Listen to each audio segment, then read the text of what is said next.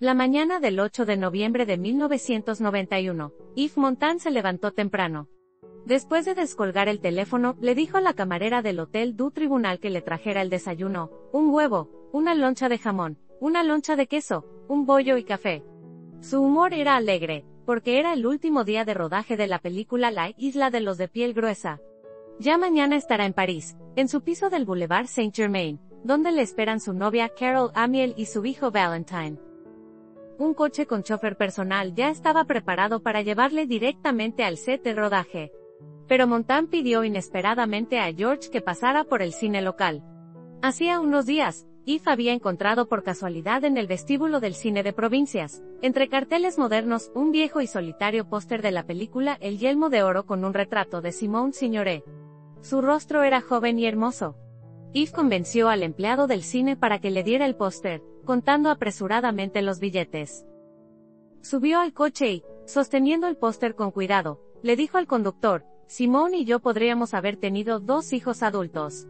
Uno tendría ahora 41 años y el otro 40. Pero ella los perdió. En el plató, el director Jean-Jacques Beinex esperaba a Montand con un médico de verdad. Hoy iban a rodar la escena de la muerte del héroe Montand, el ermitaño del bosque Leon Marcel. El médico fue invitado a explicar cómo hacerla más creíble. Acción. Leon Marcel empezó a jadear y a resollar con tanta naturalidad que a los presentes se les puso la piel de gallina. Cuando se rodó la escena, Montand dijo con una sonrisa perpleja: fue como si un águila hambrienta me hubiera clavado el pico en el corazón. El director preguntó: Yves, ¿te he agotado hoy? Montand sonrió: aunque me pidieras 1000 repeticiones, te diría que sí. El ambiente es como el primer día de vacaciones. Y tengo grandes planes. Carol, mi hijo y yo nos vamos a la isla Maurice. Y luego empezaré a ensayar para el gran espectáculo. Ya se han vendido 11.000 entradas. Quiero que mi hijo pequeño me vea en el escenario y se acuerde de mí. Pero Montand no regresó a París. Una hora más tarde, el director recibió una llamada del chofer George Donjon, que le espetó: el señor Monan ha sufrido un infarto, le han llevado al hospital. Me pidió que no preocupara a Carol, pero aún así la llamé. Carol acudió inmediatamente y se sentó junto a su cama durante varias horas, hasta que Montand la envió de vuelta al hotel: tienes que dormir un poco. Te veré mañana por la mañana. Cuando Carol se marchó, una enfermera entró a ver a Yves, le dio su medicación, le ajustó la almohada y apagó la luz del techo. De repente, Yves susurró suavemente: Simone. La chica intervino: ¿cómo dice? Se llamaba Simone. La mujer que amaba más que a la vida. Y a la que traicioné. La enfermera se sentó en una silla cercana. Debía estar de guardia a su lado hasta mañana. La chica dijo: intenta dormir. Él asintió obedientemente y cerró los ojos. Simone.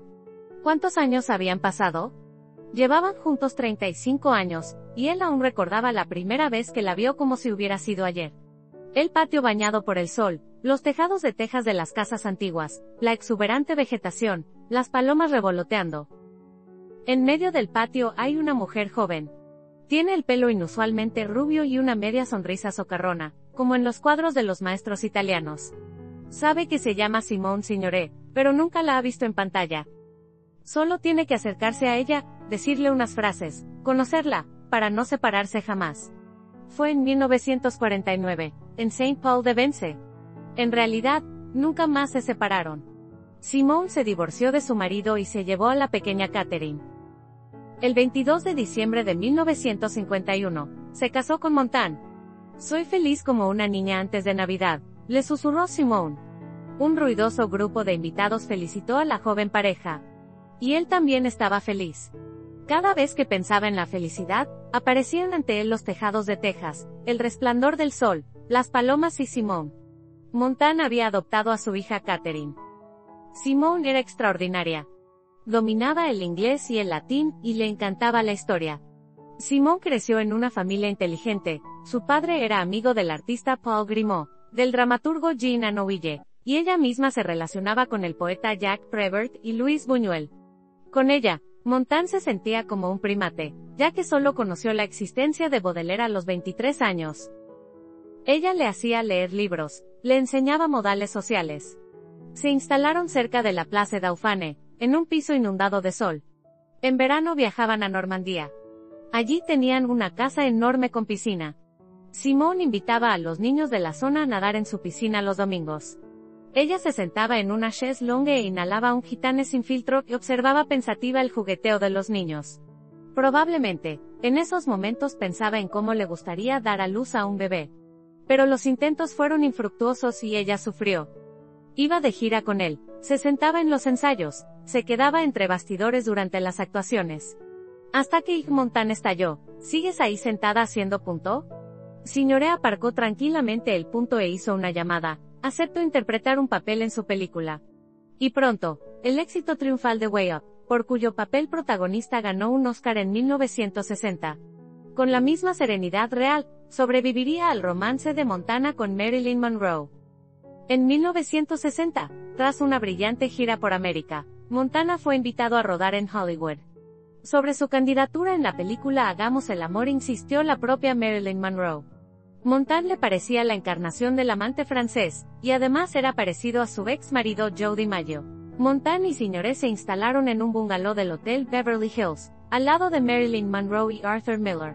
Miller, el dramaturgo, obreaba algo en su máquina de escribir, y Simone demostraba el arte de perder el tiempo maravillosamente.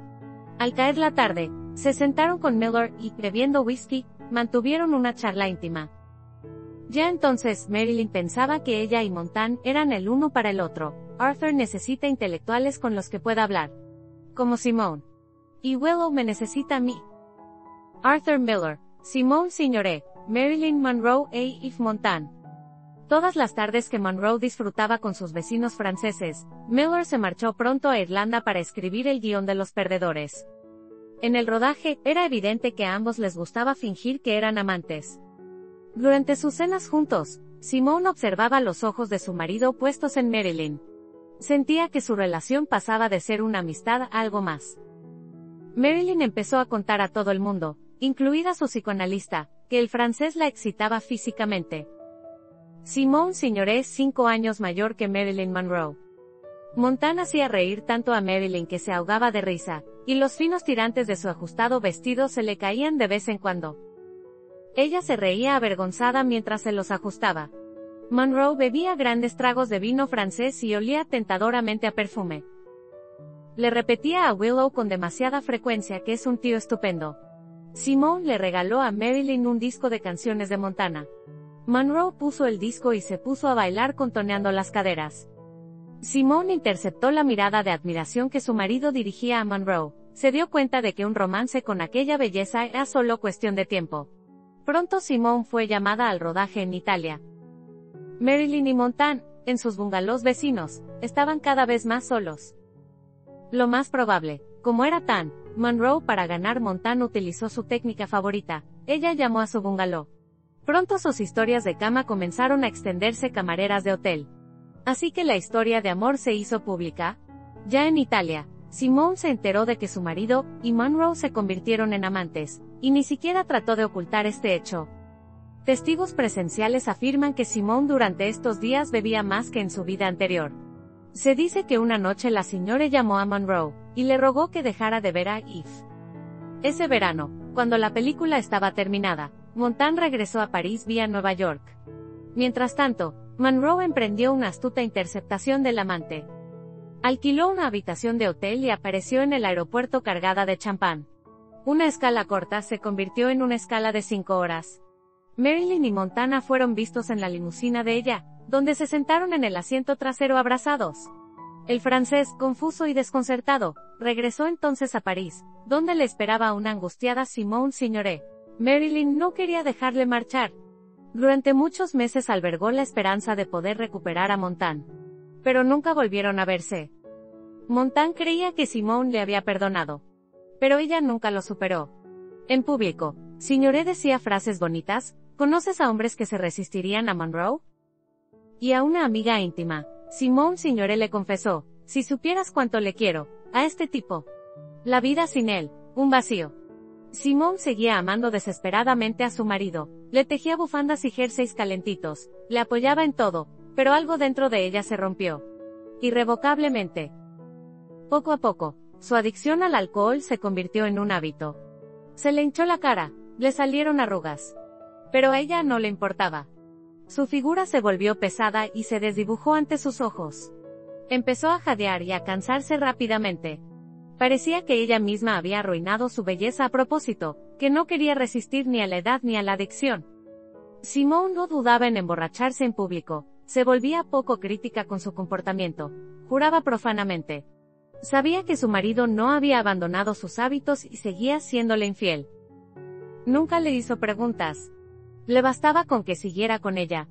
Entonces se supo que una tal Ann Rosard había tenido una hija suya. El hecho de la cohabitación con Ann Montan no fue negado ante el tribunal, pero se negó a reconocerse como padre de Aurora. Simone conocía a sus otras amantes. Empezó a quedar con su secretaria Carol Amiel cuando Simone aún vivía. Sus citas tenían lugar en su piso de París los días en que Simone no estaba en casa. A él le parecía que su mujer no adivinaba nada.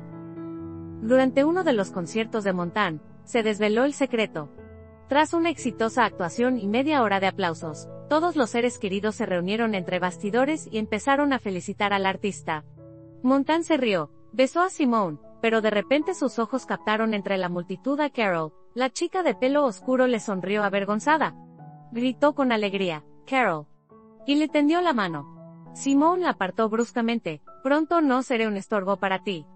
Y se marchó. Carol no sabía que a Simone le habían diagnosticado fatalmente un tumor de páncreas, y que le quedaba muy poco de vida. Signoret no acudió al banquete en el restaurante. Y cuando su marido llegó a casa e intentó explicarle algo, ella se hizo la dormida. El 30 de septiembre de 1985 comenzó a transmitirse la noticia. Como ya hemos informado, esta mañana a los 64 años de vida ha muerto una gran actriz, esposa de Yves Montand, una rara belleza y noble mujer, Simone Signoret. La muerte de su esposa Yves Montand atrapado en el sur, en el set de la película Jean de Floret. 6 meses después de la muerte de Simone, Montand llevó abiertamente a Carol a su casa y a la de Simone. Y empezó a renovarla a su gusto. Carol asumió el cargo de ama, reescribió el mensaje del contestador automático, clavó unas placas en las puertas con inscripciones explicativas: dormitorio de Carol, cocina, salón. La habitación de Simone era el único lugar que se conservaba, y que Montand había cerrado con llave y prohibido terminantemente la entrada. En su interior, todo estaba como el último día que la había abandonado.